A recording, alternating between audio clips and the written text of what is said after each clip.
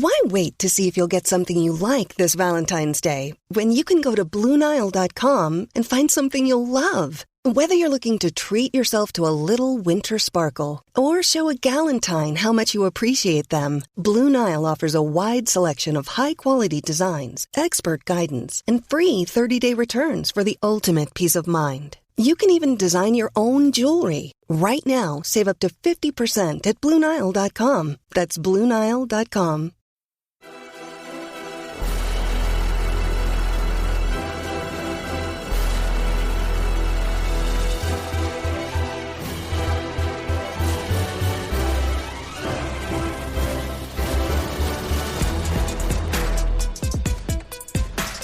American soccer fans, welcome to episode 97 of the Stars and Stripes FC podcast. Donald Wine here, manager of Stars and Stripes FC, your source for all things U.S. national teams, the players that comprise them, and everything else surrounding the game of soccer in America.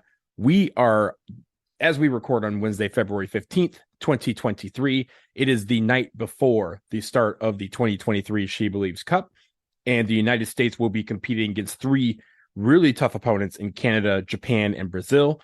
The first game is on Thursday, February 16th. That would be tomorrow if you're listening to this in real time, against Canada in Exploria Stadium in Orlando.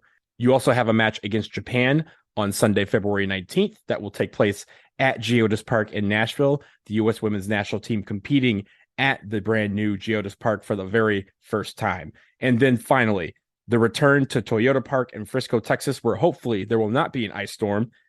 On Wednesday, February 22nd, the United States women's national team will finish out the SheBelieves Cup against Brazil.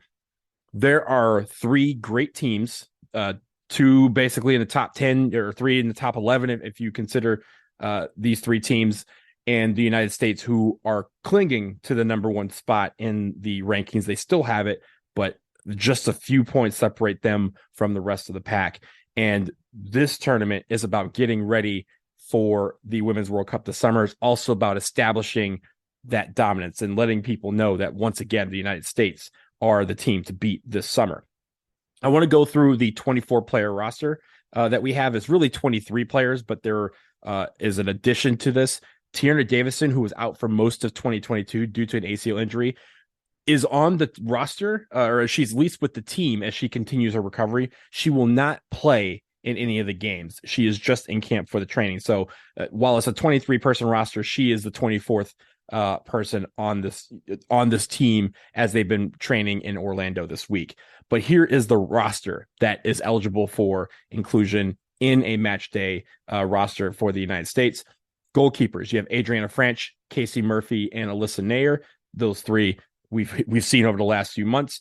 Defenders, Elena Cook, Emily Fox, Crystal Dunn, Naomi Girma, Sofia Huerta, Becky Sauerbrunn, and Emily Sonnet. Emily Sonnet returns to the team after missing a few games with injury. She is also now with OL Reign. Remember, she was traded to the OL Reign during the NWSL draft last month.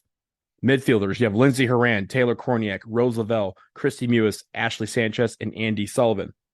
We're going to talk a little bit about the midfielders later, but know that for the Orlando match, Rose Lavelle picked up a knock in training at some point this week and was announced today that she will not play against Canada.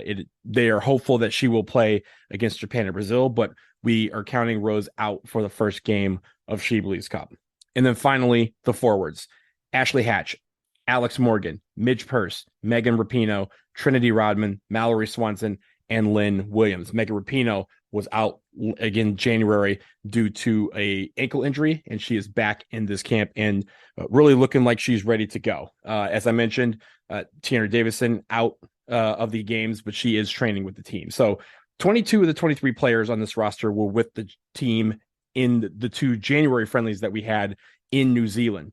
Megan Rapinoe, as I mentioned, she returns to the roster. Sophia Smith is fully healed from her foot injury that caused her to miss the January games, but she, in an effort to get back to full fitness, was relieved of duty, so to speak, and not included on this roster. So it's just a precautionary thing. As she gets back to full fitness, we should expect her in the next games in April, during that April window. Defender Haley Mace and Sam Coffey are the two players from the January roster that do not make the SheBelieves roster. So there's a look at your team. And again, it's basically the typical team that we've seen over the last few months, give or take a few players due to injury. And what it looks like is Vlatko Andonovski is basically down to a handful of players that he is considering for the final 23 players that will make the roster that goes to New Zealand and Australia for the World Cup. You have some wiggle room in the sense that I think every team is still fighting with FIFA to try and get the roster number bumped up to 26 for the Women's World Cup, as they did for the Men's World Cup last November, December. But I don't expect that to happen. Why? Because it's FIFA. FIFA does not like bending the rules, and they changed it because a lot of the men decided to, but they have not in the past catered to the women in what their needs may have been. And I don't see how FIFA is going to change their ways now. I wish they would. I think 26 players makes sense, especially given that the men had it for the World Cup last year. But it doesn't look like it's going to happen, despite every coach that's currently in the Women's World Cup begging for it and pleading for it. That's just how FIFA is rolling, and it's unfortunate, but that means that 23 players will be the roster for the United States this summer, and there's probably realistically 28 to 30 that Vlatko's truly considering. He says it's 32.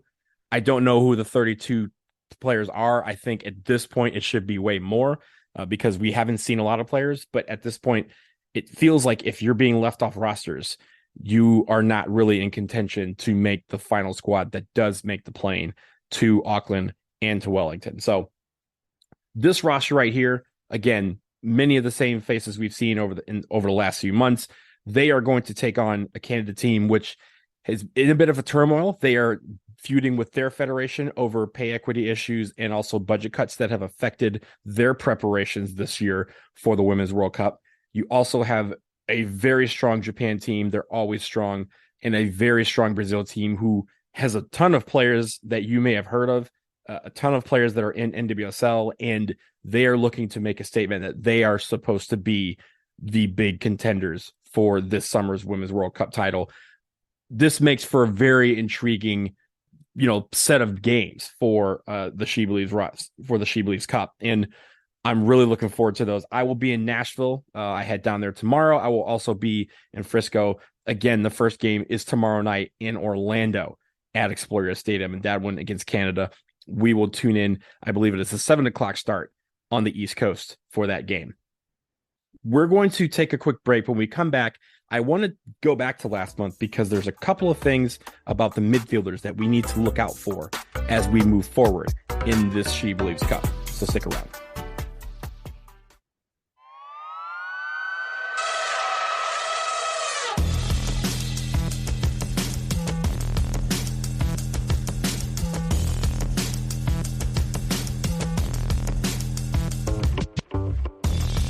We're back, and let's go back in time to just about 30 days ago, or just under 30 days ago. The United States women's national team was in New Zealand for 2 friendlies against the Football Ferns. They won those handily, 4-0 and 5-0, but it wasn't as strong as the scoreline may have indicated. There was obviously some great goals. Mallory Swanson had a brace in the first game, with Alex Morgan and Lynn Williams also contributing with goals. In the 5-0 rout in the second game, Ashley Hatch scored a goal. Rose Lavelle had a brace. Mallory Swanson again with her third goal of the round, and Taylor Kornieck rounding out the scoring there. I think the issue that we need to focus on for the United States is the midfield, because that has been the source of a lot of questions over the last few months. Namely, who is going to A, help with the defense, and also B, help with the link play and create scoring opportunities towards the front. The issue that we have is that there is 2 mega holes from the 2019 team that fans are used to that are not going to be on this team. Julie Ertz, maybe the biggest hole we have in the midfield. She has not returned since she was injured. Then she gave birth to a kid, and has been out for the better part of almost 2 years. And it is unclear when she will return to the playing field. And at that point, whether her career is over for the United States women's national team or if she's just done playing in general. But as of right now, she is enjoying life as a mom, and is at some point she will decide on whether or not she wants to return to the field. The other really huge absence is Sam Mewis. And Sam Mewis got hurt last year and then sat out most of the year, 2022, came back and actually had a re-aggravation or a setback in her recovery. She had to have another surgery. And from what it sounded like she's not coming back to play soccer anytime soon with this injury. And so the two of those being out makes the hole that Julie Ertz created. Sam Mewis's absence makes that a Grand Canyon. And it's been the biggest question for the United States women's national team. How do you replace what those two brought to the lineup? Because they were so unique in what they did bring to the lineup. There's no one who plays like Julie Ertz. And everyone who has tried to kind of duplicate what she does has not fared well. And the first question is, who's going to play the six? That is the role that Julie Ertz played. Sam Mewis did it at times when Julie Ertz was out, but who is going to occupy that role? Recently, Vlatko Andonovski has decided to go with Taylor Kornieck at the six. She's 6'2". She doesn't really play that position at all, but she's trying to learn that position in an effort to maybe be that, fill that void somewhat that is created by the absence of Ertz and Mewis. But let me go through something that I think is a little bit more important, and that is the contributions from the midfield on the scoring end. As we know, we've had a lot of scoring issues. Even though we had 4-0, 5-0 for the women's national team, last fall, goals came at a premium and only a few players were scoring them. And it was very tough to watch our women's national team not really gel well up front and not really gel well between the midfield and the attacking players. And I just want to go through in 2022, the players who played in the midfield that had the midfield, contributions or contributed the most to goal scoring. Rose Lavelle was far and away the best contributor to the women's national team in the midfield. She had 10 goal contributions in 2022. Ashley Sanchez, who didn't really start that much, she came off the bench a lot, but she contributed 6. Andy Sullivan, who was not included on some rosters, did not play in some game days, didn't even dress on some game days. She had 2 goal contributions. Christy Mewis, not Sam Mewis, her sister Christy. Christy was, off the bench a lot in the midfield, and she scored or contributed to 3 goals in 2022. And then Lindsey Horan had the most games appeared as the number 10. She started basically every game that she was on the roster for. She played in 14 games. She had 979 minutes played. That was the most games and minutes of anyone in the midfield, and it's not close. Lindsey Horan only had 1 goal contribution. And I say that because not necessarily to bash on Lindsey Horan, but it is saying something that the player who played the most and contributed the most and has the most most usage on the field, the usage rate is high when it comes to, the offense and defense going through Lindsey Horan. There was not a lot of goal contributions there. A lot of what she did not end up with the ball in the back of the net. And that's the big issue, is that as we move forward, it still feels like when Lindsey Horan is on the field, that Vlatko is training the offense to go through her, and that creativity gets lost a bit. Her scoring has certainly gone down, but also when she does miss, that leaves a hole behind her that needs to be filled because she's not getting back. And honestly, part of it is due to the fact that she appears to be, still nursing a knee injury that she's had what feels like for a better part of a year and a half. And it's clearly not enough to keep her out of the game, but it certainly feels like something that could be helped with rest. And rest is not something she's getting, because every time there is a window, she is playing in almost every single game. She's playing almost every single minute. And I feel like there has to be a way for our midfield to generate creativity in the midfield, also possession, and move the ball forward while also being able to backtrack on defense. And it seems like the other main players in the midfield, Rose Lavelle, Ashley Sanchez, Andy Sullivan, Christy Mewis, they've all figured that out and figured out how to contribute. And Rose Lavelle is the one piece that when she's on her game, there's nobody on the planet that can stop her. But we have to figure out how to get the ball at the feet of Rose Lavelle to make these plays, to get the ball at the feet of Ashley Sanchez to make these plays, get the ball moving forward to a Trinity Rodman or Sophia Smith, Kristen Press when she comes back, even have a Midge Purse on the wing, Sophia Huerta on the wing, Crystal Dunn going down the left. There has to be ways to get the ball at the feet of our players that can make the most happen with the ball at their feet. And it doesn't seem like that's the answer for Vlatko and Nancy. And that's what's concerning. And that's what kind of the main focus should be for American fans, I think, when we look at the SheBelieves Cup, is how does it work with Taylor Kornieck kind of occupying the six? How does it work when Rose Lavelle obviously won't be available for the first game, but how does it work when there's an Ashley Sanchez involved or a Christy Mewis involved, linking with Lindsay Horan to move the ball forward? Is there ways to get the ball to other players where Sophia Huerta can serve balls in? Midge Purse can have dangerous runs. Crystal Dunn can serve balls in. How do you get the ball into positions where we can score? And then finally, with no Sophia Smith up top, who is going to provide the goal scoring? Alex Morgan has been doing it for club recently, and she did a couple for country. As I mentioned, she scored last month, but the goals have been fewer and far between for Alex Morgan. Lynn Williams is counted on for her work rate. But she also can score. Mallory Swanson has picked up the slack so far in calendar year 2023. Can that continue?